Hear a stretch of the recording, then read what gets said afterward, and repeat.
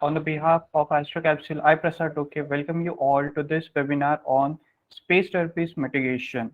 Before moving forward, I'll just give a short introduction about our speaker.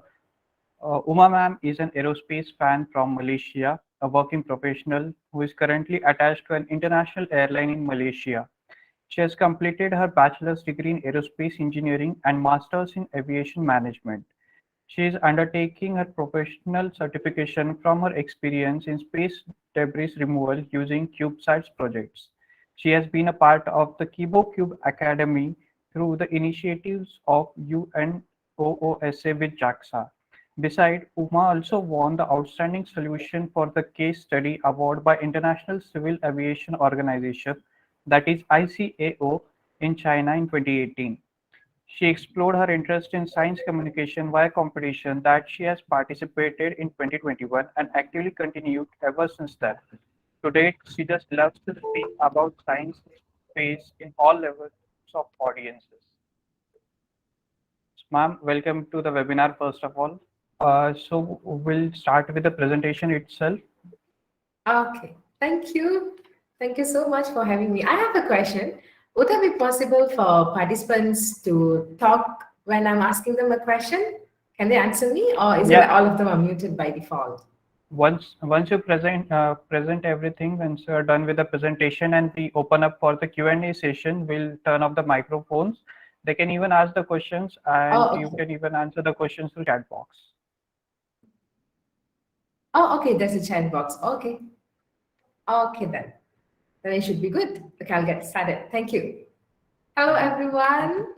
Let me share my screen first. Would that be okay? Okay, let me share my screen.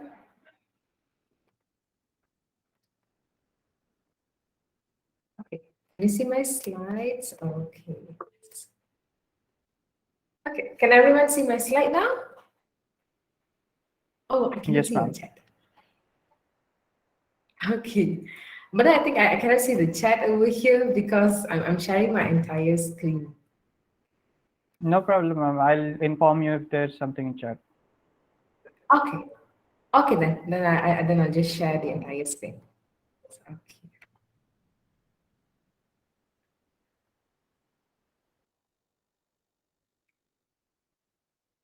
Okay. Thanks for the beautiful introduction. So this is about me. If you want to know me more, you can just scan over here and take your cell phone, scan it, and we can directly get connected through LinkedIn, and we can talk over there. Now let's get started. Okay. So in today's session, we have like almost an hour session, but I have like 40 minutes for my slot, and the rest of it we will have it with our Q&A, and that would be an interactive session for both me and also my participants today. So these are the items that I'll be covering up today. It might sound a lot, but let's see how it goes. Okay, so there's the layers of space, the Earth's atmosphere. So as you can see over here, this is a beautiful, creative child's picture, and it's very easy. Sorry? Hello, ma'am. Sorry, I couldn't. Sorry to disturb you, but actually, are you in presentation mode? Oh, yeah. You cannot see my slides, is it? No, we are able to see your first slide itself. We are not getting it into presentation mode. Oh, okay. Then how should I do it? Let me just stop sharing now. Just share your total screen. That would be more helpful. I'll just share my entire screen. Okay, I'll share my entire screen. Hope this is good. Okay, you can see my entire screen over here? Yeah, it's perfect. Okay. Okay, so if there's any questions or answers in the chat group, please help to inform me. Yeah? Thank you. Yeah, definitely. Okay, so here is okay, thank you. So here is the layers of space that I've been talking about. This is the child's picture that over here. It's very simple one and very detailed one that all of us could answer it in, could understand it in one look itself. Troposphere, stratosphere, mesosphere, thermosphere, exosphere, and there are several layers more.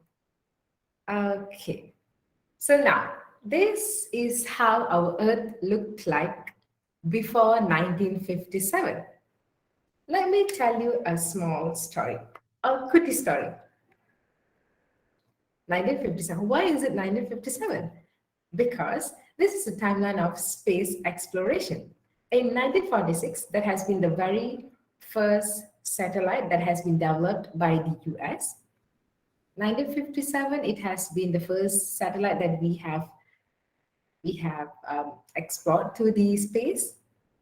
61 would be the first man, Yuri Gagarin. 1969, and that's how it goes. And 1975 has been a very historical year for India. Anyone could give me a guess? What is the name of the satellite? Anyone? It's okay if it's wrong. There's no, it's okay. Just give it a try. Anyone? You can just answer in the chat.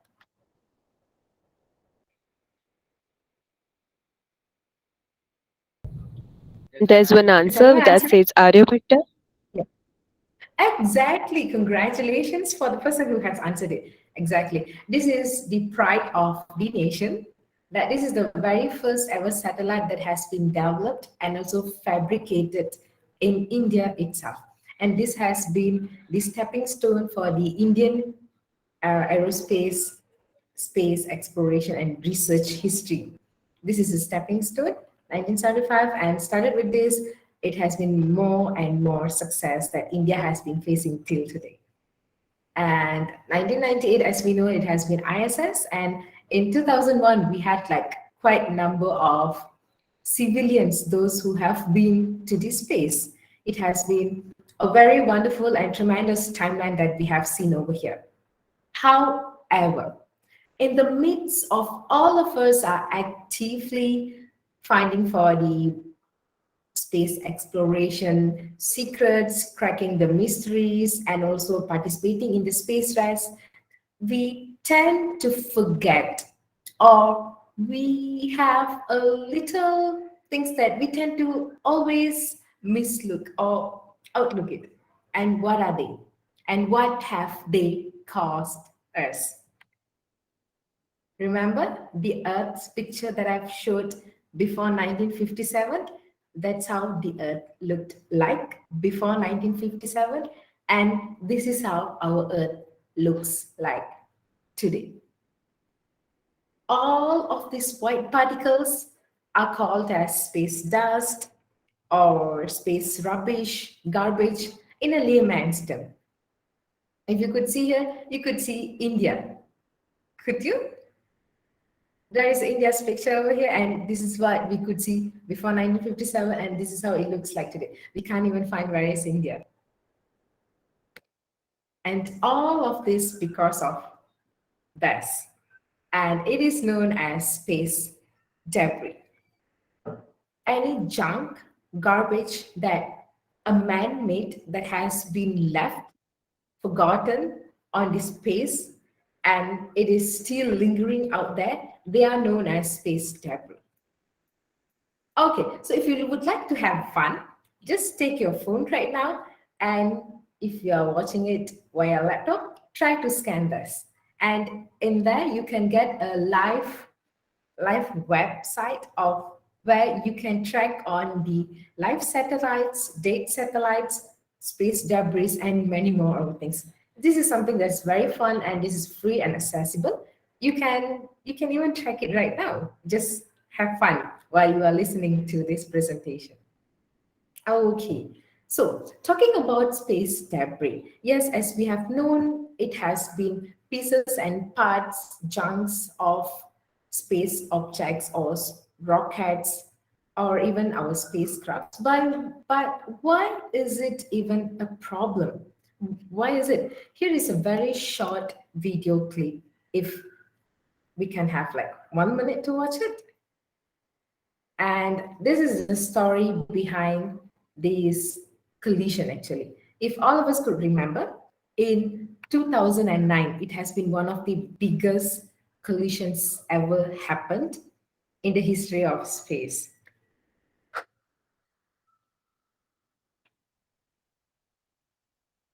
500 miles above Siberia, for the first time ever, 2 satellites have been involved in a space launch. It happened on Tuesday when a piece of defunct Russian military equipment slammed into a US commercial satellite owned by communications firm Iridium. Scientists are now worried about the wreckage hitting the International Space Station, which is close by. Iridium says the lost craft will be replaced within a month, helping those of us back on Earth send text messages and Okay, so all of us could watch the video just now, am I right? So those are the incidents whereby it happened in 2009, and it has been a major collision between two satellites. One is the Iridium-33, which is the Russians' active communication satellite back then, and it collided with another satellite, which has been a retired satellite. Both of the satellites, they were traveling, and they just collide, and when we lost an active satellite, and those pieces, it has been just within matter of 3 hours, the debris has been spreading over and over, and it has been clouding the entire orbit, as you can see in the third picture over here. Okay, so we have known that, okay, there is a space debris, there's a garbage up there. So is there any ways for us to clean it up? Yes, of course. We do have ideas to clean it up. Thinking of the whether do we have a real solution? It's still a million-dollar question. But we have lots and lots and lots of ideas that has been coming up. So active space debris removal, it has been one of the initiatives whereby Japan and also UK has been trying very hard right now.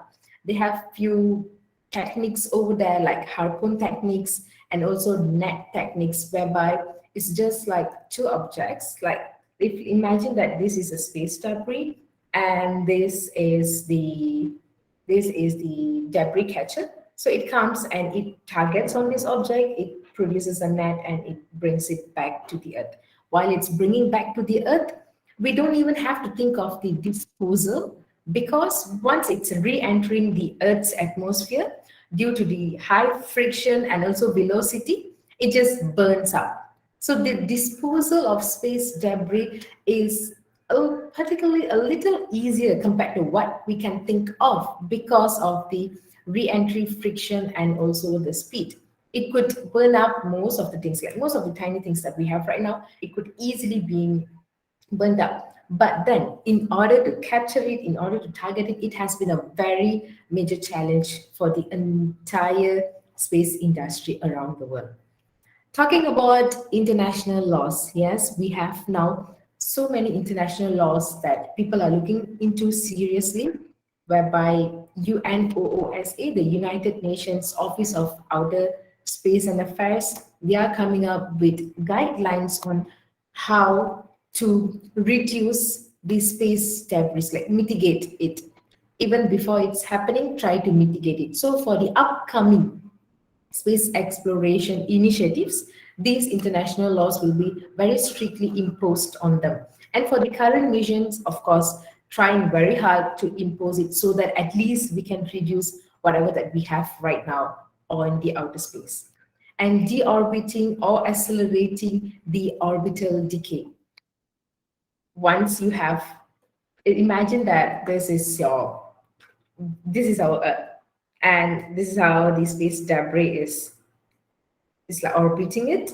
So deorbiting it, like that simply means that applying a little negative thrust towards it so that it could come towards the Earth's atmosphere, so that it could be pulled by the Earth's gravity, and that is what we call as deorbiting. So we deorbit from a higher orbit to a lower orbit and try to deorbit it towards the Earth's atmosphere, so that while it's re-entering the Earth's atmosphere, it could be burnt up as well. So that is one of the ideas or one of the ways that we could clean up space debris.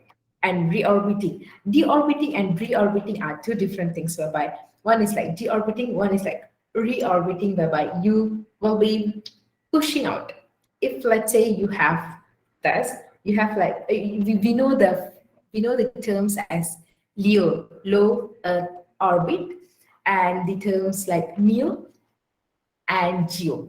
There are three different regions that we specially dedicate towards this orbital, whereby low Earth orbit, and it has the altitude of 160 to 2000 kilometers away from the Earth, and also near that, which is the medium Earth orbit, whereby 2000 to 35,786 kilometers within the range, and the geo, whereby the geosynchronized Earth orbit, whereby the orbit is beyond whatever that is beyond the 35,786 kilometers, and those are called geo.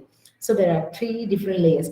Most of the satellites that we are launching today would be parked or orbiting around the low Earth orbit, whereby these are the orbits for communication, for navigation, all of this, whereby it's very closely connected to Earth.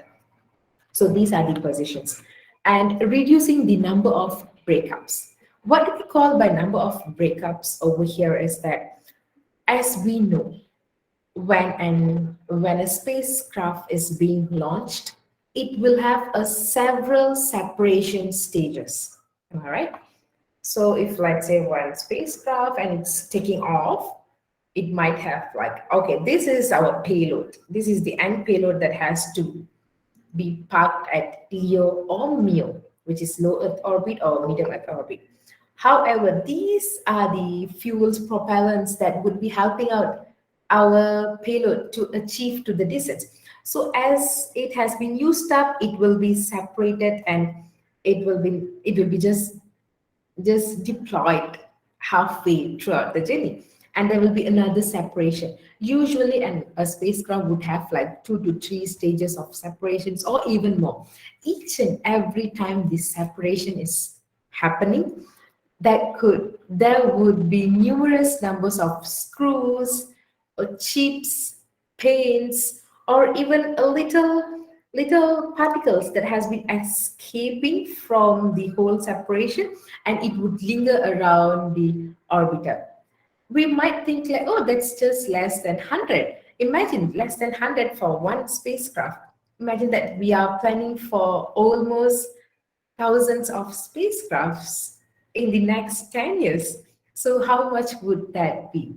That would be multiplying, and that would be like a snowball's action. So if we reduce the number of breakups that a satellite or a spacecraft would have, we could definitely minimize the number of space debris that we have right now. And these are the impacts on space debris. Talking about space debris that are 10 centimeters, how long would a 10 centimeter be? Like this long? Yeah, this long. And how much impact that this big object could do to the existing spacecraft? That's what we could think. But imagine this small piece, but then it would be traveling at 35,000 of kilometer per hour, 27,000 of kilometer per hour. How fast it could be, and in that speed, as simple as this small key would tend to break thick glasses and produce unimaginable damages to the parts of spacecraft that we have been investing, and we have been launching it into the space. And the cost of repairing it, that is another big deal. Okay, so in this whole space debris concept, do we have like any key factors that we should definitely look into? Of course, we have space traffic management at the very first place, STM. If you ever wonder what does space traffic management means, have all of us know what air traffic controller is, am I right? What does an air traffic controller do? Any answers in the chat group? Yeah. What does an air traffic controller do? What he does? Oh, anyone could answer it? My co-host, could you please help me to check if there is any answers in the chat group? Well, I'm waiting to see it. Okay, here's one. So Controls where the aeroplane flies, manages the traffic.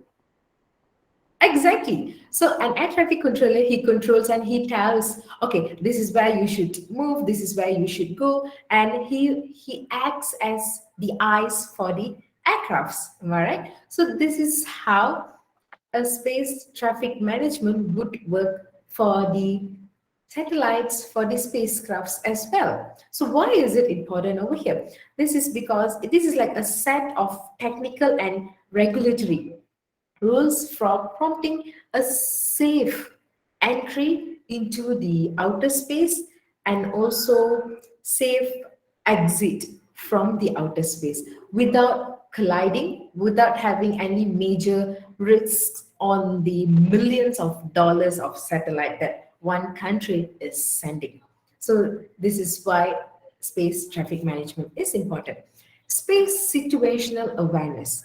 What does space situational awareness means is that it is an ability to keep track of an object in orbit at any one time.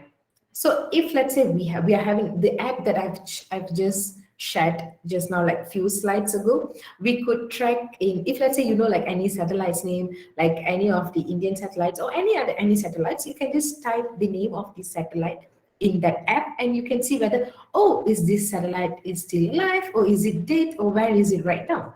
So those are the tools that it's for fun because we knew that okay, it is somewhere around there in that picture. But then when it comes to a very serious space debris mitigation system or efforts that we are looking into, the location of that object should be very much precise, as I should know for sure at where this particular satellite would be within an hour from now or within a year from now before I launch another satellite, before I launch another spacecraft. So I need to have that ability, that confidence to know. And this is what a space situational awareness could give us. And it is known as SSA. And the last, but the more, I would say the most important out of all three is that the space debris management. The case of this space debris management is just like, okay, for say, imagine that we are buying a pizza for ourselves and you are getting a pizza for yourself. It comes in this box. Imagine that this is a pizza box.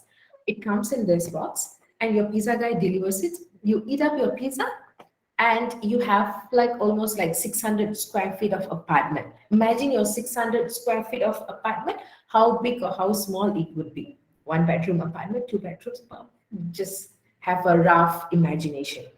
And you are eating a pizza and the box, you just leave it at your hall. And imagine that you are eating the pizza for 2 times in a day, every day. So how many boxes would there be after a week? Anyone can answer how many boxes would there be after a week? You are eating 2 pizzas per day. You will have a box for 1 pizza. And after you eat up, you'll just keep it at your hall. So how many boxes there would be after a week? Any answers? About 14. Exactly, 14 boxes. Like after a week, 14 is still okay. You can still move around in your. What happens after a month? How many boxes would that be? 60. How would that be? Still okay. You can still move around. Still okay. Okay. What would that be after 6 months? After a year? 700 boxes of this size. And how would your 600 square feet of apartment would look like? After 5 years, you could barely move around in your 600 square feet apartment. Am I right? So that's how the current space debris situation is. We have been very much enjoying, we have been involving actively and healthily in space races that we have between countries, spacefaring nation, non-spacefaring nation. All of those are opportunities for us to explore, unleash our potential, and bring our national flag to the pride. Of course, it's a very good deed. It's a healthy competition. However, while we are very much into the competition, the the bringing glory to our nation, we should keep in our mind the fact of this space debris that we have caused. There are almost 3,000 dead satellites now. Today, it's up there. Like it's in outer space. Almost 3,000 dead satellites. How much would a satellite weigh? 100 kilogram, 1 ton? It could be anything. 3,000 pieces of them are up there. And there are almost 25,000 of pieces in the size of 10 centimeters. And there are even millions and millions lesser than 10 centimeters are still around. There are just so many. What happens with this space debris when it's still up there is that when one day we want to send a new spacecraft or a satellite for the good or the benefits of our nation or for the world, our satellite would be flying, escaping from the Earth's atmosphere, but then it would get hit by our own space debris, and the millions of money that we would have spent onto working on that would just gone just like that. We can't even get away from our own garbage heap that we have done, the mess that we have done right now. It is a very serious and important issue to be noticed, and we need lots and lots of researchers ongoing to even bring this situation to a control. Okay, so this is the space exploration chart that we have. So this is all these are up to year 2020. The payload objects, and if you could look at this like other objects, the other objects are space debris that has been over there over the time of years. Okay, we have heard about IR 4.0, am I right? Industrial Revolution 4.0. The whole world today is being moved by Industrial Revolution 4.0. Same goes to space. Space has had many phases as well. The space 1.0 is where the early study of astronomy or astrology that we have had thousands of years ago. The space race the space race started when it comes to the space 2.0. The space 3.0 is where we have our own office, own lab in the outer space. Isn't that cool? And that is what space 3.0 is.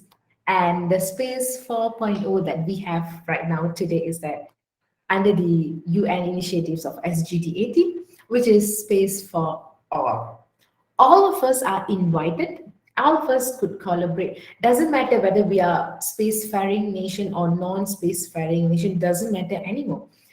If let's say we have initiatives, we have a quality product, we can definitely bring it up to the space and we can deploy and we can use the data out of it for our own benefits. And also, it could be privatized, it could be commercialized, or it could even being made used by the governments as well. So that there is no longer a matter right now.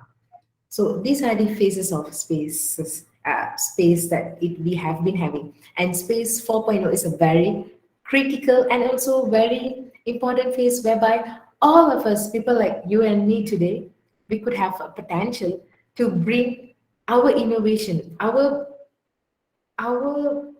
whatever that we could create today. We can work together and we can bring it up to the space and we can deploy it. Isn't that cool? It doesn't even have to be like, you don't even have to be someone from the spacefaring nation. No, it is open for everyone. So what we have to do right now is that make use of this opportunity to bring more and more benefits to the entire space industry. Okay, talking about the space policy, we have 7 guidelines under the UNOOSA recently. So these are these 7 guidelines that I have literally taken from the UNOOSA's pages, and I've just put it over there. Limit space debris during normal operations, whereby normally when a satellite is orbiting, limiting the space debris, you have to be very careful with the number of screws, chips, paint, and what are the other materials that we are using right now, because we want to try to be very sustainable and try to reduce the number of space debris that we have, minimize the potential breakups, as how I have mentioned earlier, minimize the stages of separation so that each and every separation would be contributing to a space, to many more space debris allocations. Probability of accidental collision, avoiding the intentional destruction, and this is where situations whereby usually it happens to, usually I'm just saying here that it usually it happens to the military satellites, whereby the informations are very PNC and we can't risk it by just leaving our satellite over there, because we never knew who could bring down the satellite, and there could be lots of trust issues over there. And this would be one of the phases whereby the country would make a decision of destroying the satellite instead of bringing them down. Destroying would cause significant impact, whereby one satellite would burst into pieces, like thousands of pieces and hundreds of thousands of pieces, and there could be very, very micro pieces into millions of pieces as well.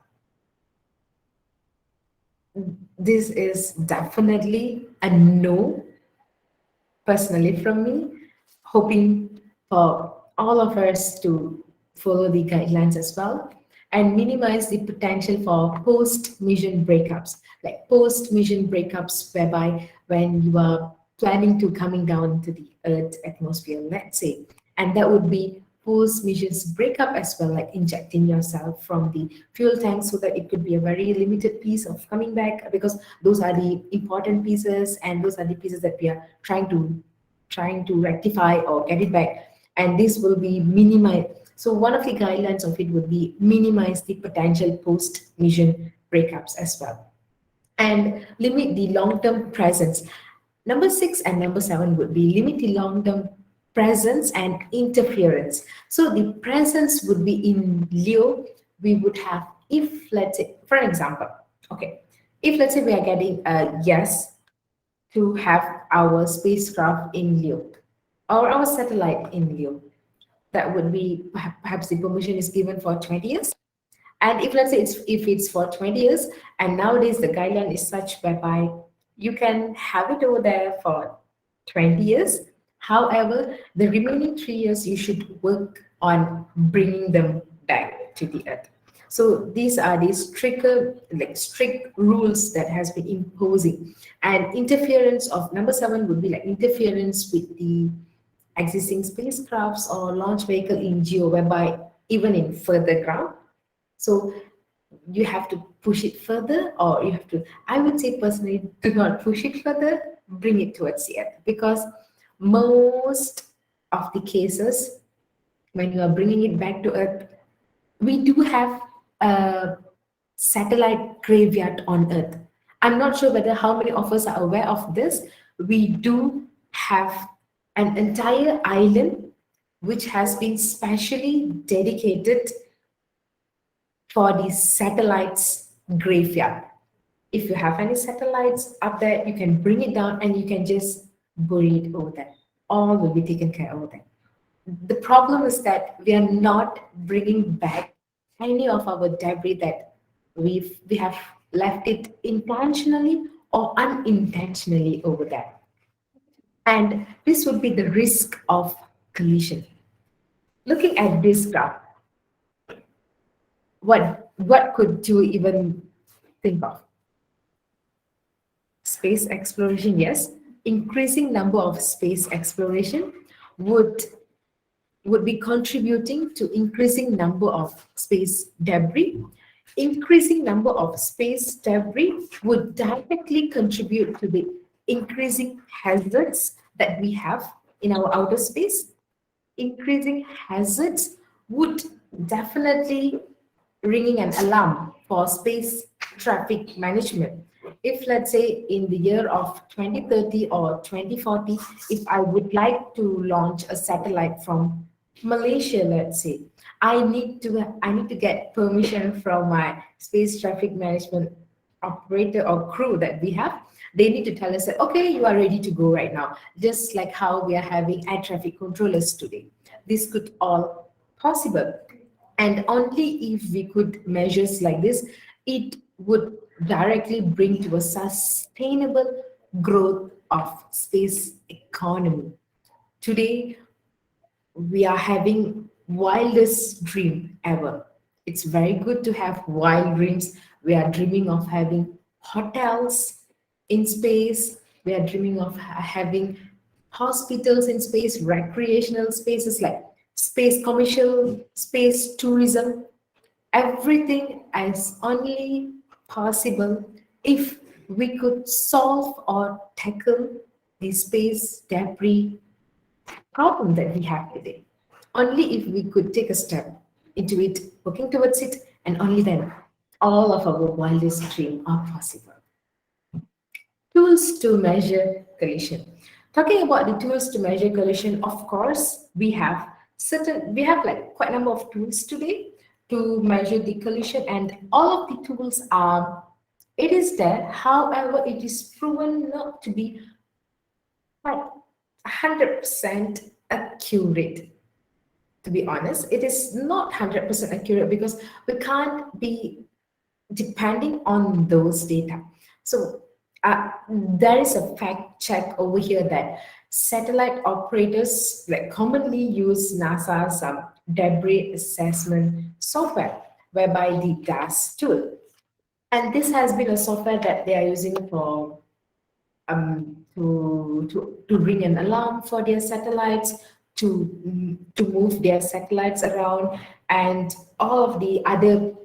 There are certain tools over here, yes. However, the effectivity or the the the preciseness of the tools are still questionable, because whatever that we have right now, the probability of another collision to happen right now is very high. Right now, while we are talking, like while I'm talking, while you guys are listening, there could be another space debris collision over there. It could be very minute that it is not recorded and it is not brought down to our attention, but it is definitely happening out there, up there. And this is very serious because when are we are coming up with our own satellite, with our own initiatives, with our own efforts, and millions of dollars that we are investing into it, it would just burn into ashes if we didn't take measures into this. Oh yeah, talking about ORSAT, ORSAT means Object Re-entry Survival Analysis Tool, and STS is Space Debris Sensor. And this STS is usually placed at the outside of International Space Station. We know International Space Station, right? So when the International Space Station was built, it has like numerous and numerous sensors around them. And those sensors would look into the space debris as far as hundreds of kilometers from them. They could look into it and they could have the ability to dodge themselves away. And yeah, talking about space debris, and if you have any questions, like do we have insurance? Do we have insurance for any space debris impacts that we have right now? No. There is definitely no space debris insurance, because it is just how should I say? Okay, if let's say we are having a $50 million satellite, And the maximum amount that you could insure on that would be on third-party insurance. Have you know, like all of us have like two-wheelers, four-wheelers, am I right? So if let's say two-wheelers and four-wheelers, they have this common insurance practice, first party, third party. And all of these satellites are only subjected for third party, whereby if anything happens during the launch to the properties around it, and that's where it is a problem. And that's where the insurance would come in to save them, not on whatever effects that's happening to the spacecraft itself. Yeah. So what we can think of beyond insurance? Beyond insurance would be like improving spacecraft protection and resilience, ensuring like effective surveillance and tracking, moving the satellites or replacing missions or active dodging mechanisms. All of these are there already existing.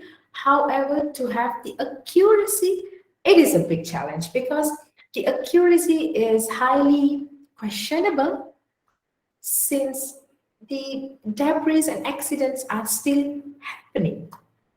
Yeah, we do have active dodging mechanism to each and every satellite that is out there. However, the dodging mechanism, it's since the satellites that we would be coming up with, usually it has very limited maneuverability most of the times. If you ever wonder why we do have like limited maneuverability, it depends on the purpose of the space, purpose of the satellite. Just like a fighter pilot has a higher maneuverability compared to the commercial flights. So we could see the because it serves a different purpose.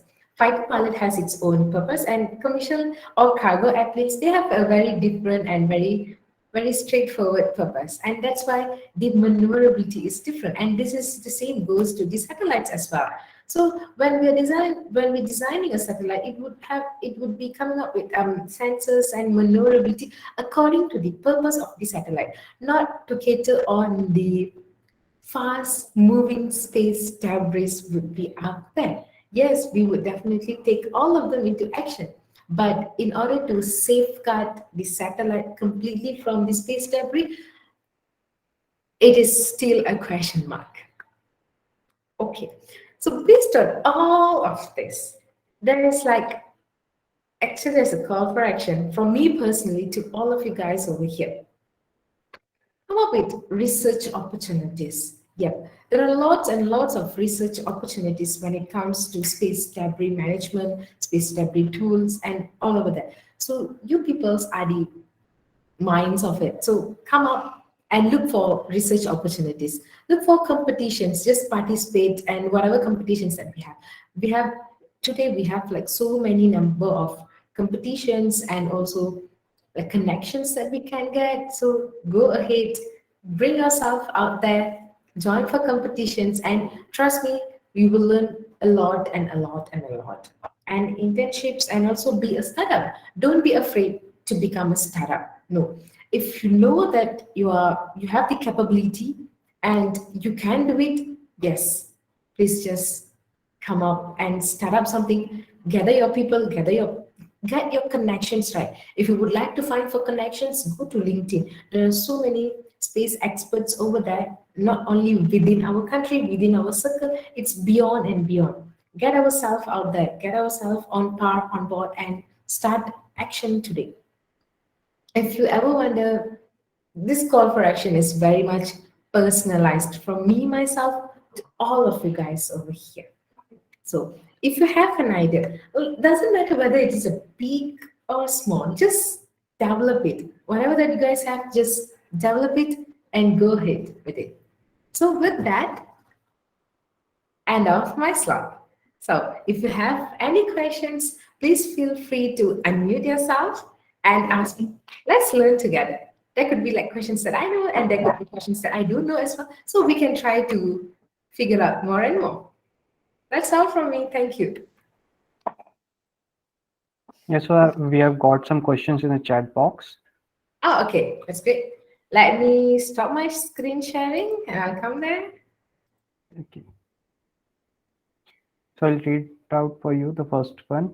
Where do other countries stand in terms of space strategy and space policy with respect to India? Sorry, can you repeat the question? Where do other countries? Stand in space strategies or space policies with respect to India? Oh, where do other countries stand with respect to India? Oh, Right. I should definitely say that India has a very good track record for space exploration. Congratulations, it's 100% success for all of the missions that you guys have done. It's a very proud moment. Sorry, what was that from Amit?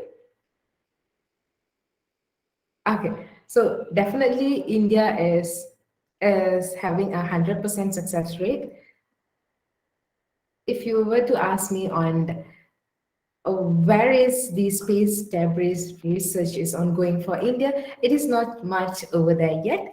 However, India is catching up very fast, and I'm very sure that India could go beyond and beyond. So guys, I have actually enabled everyone's microphone. Those who want to ask the question can raise your hands. Until then, we'll just continue with the questions in chat box. Okay.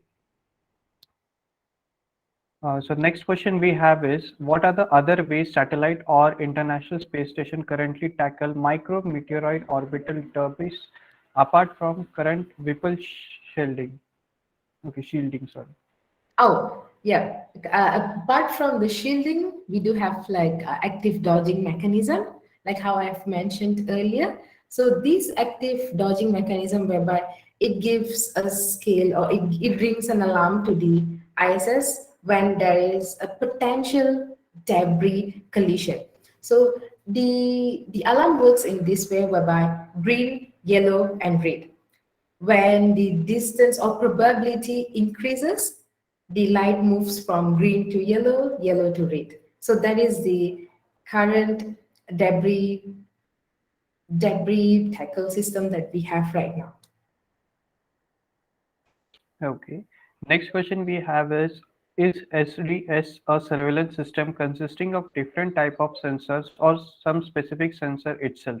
If yes, what type of sensor is it? Sorry, what was it again? Is SDS If a surveillance SDS?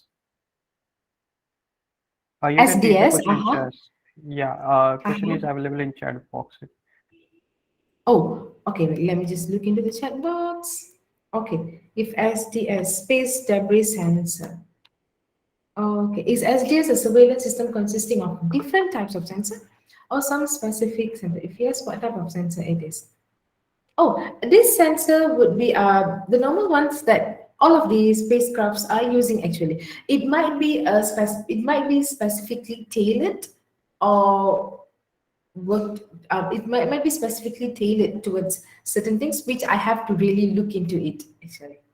So this is from Safia Zian, is it? Okay, Safia Zian, I'll get back to you on the name of sensors. Safia Zian. Okay. Okay, we have Aditya Ghosh. You can go on with the question. Yeah. Aditya? Thank you. Am I audible clearly? Yes, Aditya. You're audible? Yes. I would like to ask, like, we kind of hear every time about this solar storms that they're very dangerous for Yep. the satellites and for the outer space. So, like, Yep. it happen like it can fry out a lot of satellites, or does it happen on a regular basis? Yes, okay. Thank you for the questions, Aditya. Solar storms are very common, and one of the main reasons why ISS does not have an insurance. I'm not sure. ISS does not have an insurance, that's for sure. And it doesn't have an insurance because it's very volatile, it's very fragile because of the docking and also undocking mechanism from the other spacecrafts. And that might cause lots and lots of damages to ISS. And another main concern was the magnetic storm because ISS orbits the Earth almost 16 times in a day. So it has like 16 sunrises when we are having only one sunrise for a day.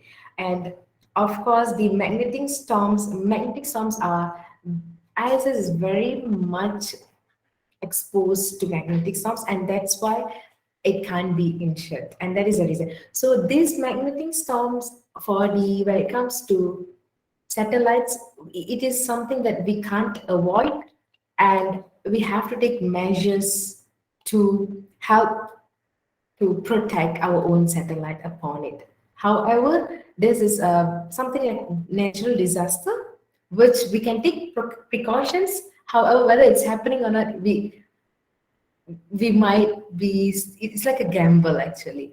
We can develop more and more satellites to read on that and to avoid our existing satellite from being burnt up because of these magnetic storms. But completely avoiding it, no, we can't. Thank you for the questions, Aditya. Any more questions? Oh, We have it a is question from Kartika. Lokesh in chat box. Oh, Logesh, okay. When will space debris, space traffic issues will be solved? Government interference can solve this, or private concerns can take over? Okay, thank you. Okay, so if you were to ask me whether exactly when this will be solved, this is a garbage heap that we have created ever since 1957 up to date. So it has been a very long years that we have created, and it has already been there. So if we were to ask ourselves when we can clean it all up, it is again $1 million question, because we can't clean it up all at once, and I'm very sure that we can never clean it up. Only steps that we can take is that for the future or upcoming spacecrafts or upcoming satellites, we plan them or we design them with mitigation steps.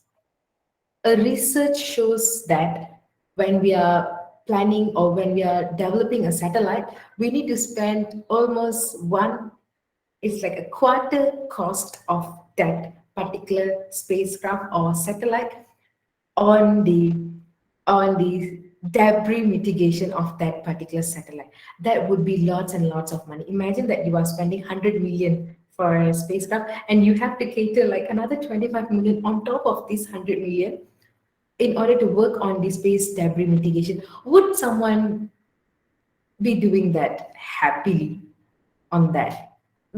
We wouldn't want to spend so much on something that might hit my satellite or might not hit my satellite. So those are the two different, those are very, I would say, like, those are very, very, it might be emotional moment or a critical decision moment, whereby do I want to spend so much on that?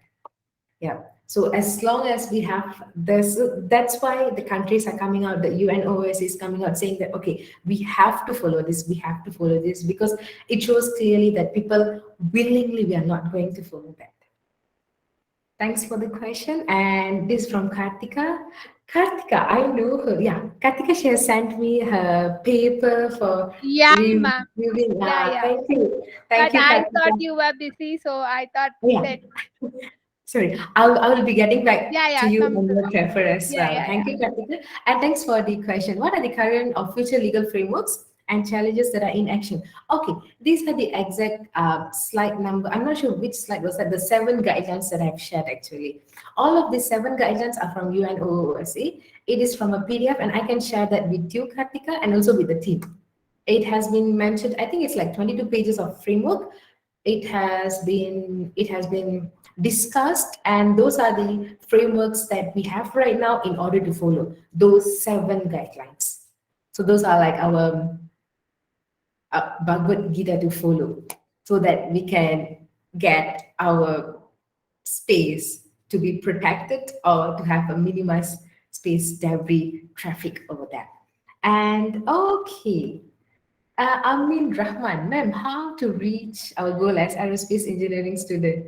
Oh, this is, hi, Amin. Thank you for the question. That's a wonderful question, actually. So if, let's say, you are a passionate aerospace engineering student, and if you feel like, okay, within my circle, maybe I don't have like much opportunities or exploration for me to be a part of, it's always okay. Get yourself out there, expose yourself to the social media platforms that we have right now. It could be like an important one would be LinkedIn, and also in Instagram or Facebook. Just get yourself out there, be there, and say that, hey, I'm an aerospace engineering student looking for opportunities. It's okay. Even if you are studying, just look for internships. You could learn lots and lots by working under someone, like for real.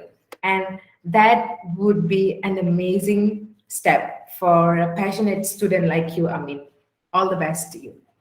And Krish, finally of my basic physics and astronomy, astrophysics, can you please the opportunities in the field? Oh, okay. The opportunities in this field, I would say, like, again, get yourself out there, social media, and everything is within your fingertip. You can get it. And if you want, sorry, who was it again? It's Krish, am I right? Krish, maybe you can contact me after this. Just drop me a message to LinkedIn, or maybe you can reach Ruchi and just let me know. I'll get you on that. And Shreya, how does global warming and other issues affect the? Okay, global warming. Okay, thank you, Shreya. The global warming is more towards the thinning of ozone layer and stuffs. If we could connect it. So when it comes to the impacts, maybe we can say that it's not the term would not be global warming, it would be the solar magnetic flares. Yeah, that was the question that has been asked previously, and those are the issues and effects on the earth in the leo debris. Has its own active space debris. Oh, no.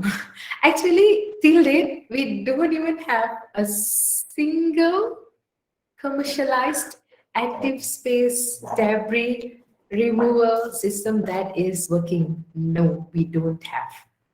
None.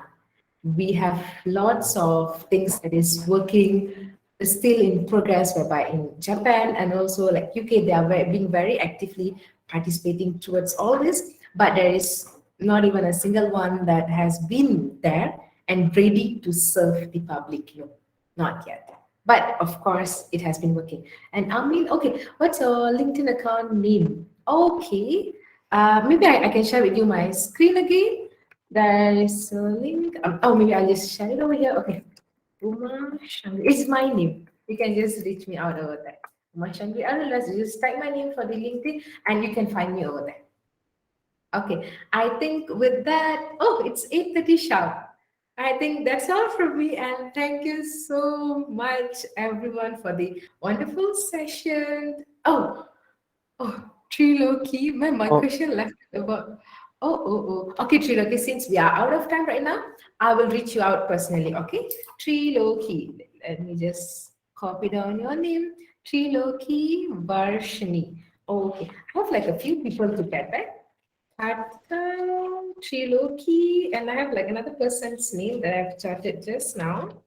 It's somewhere around there. Okay. Saifa Zian. Okay. I have like 3 people to get back and I will do it today. Okay. Thank you. Thank you, Triloki. And I'm so sorry for leaving your question. I will definitely answer your question. Okay. That's all from me. Thank you so much. And back to you. thank you, ma'am. It was a great session. And for those who are asking for the PPT and all that, we'll be uploading the session soon on YouTube. So you can follow AstroCapsule on YouTube, and you can even find the projects we have done earlier. So that, and also this webinar will be uploaded soon. Do follow it there. And ma'am, again, thanks a lot for giving us your precious time and taking this webinar. Thank you. Thank you. See you soon then. Thank you, ma'am. Thank you all for the participation.